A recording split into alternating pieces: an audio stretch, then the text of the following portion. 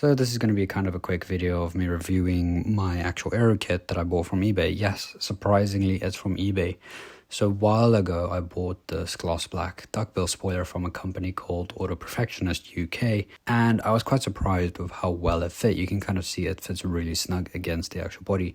And recently they launched a new lip and diffuser as well that comes in a multi-piece. So yes, you'll have some seams where they kind of join together, but it's honestly really well done. And you can see here on the front lip that it actually follows the body lines quite nicely as it comes down into these aggressive front splitter designs. Now, the only issues I had was when mounting the actual rear diffuser. That was because even though it follows the body lines, it mounts to the body really tightly and really nicely. So it uses the actual mounting points from the original bumper. And that actually makes it really nice, but the holes on the actual diffuser were too small, so I had to drill them out, and that was actually quite easy.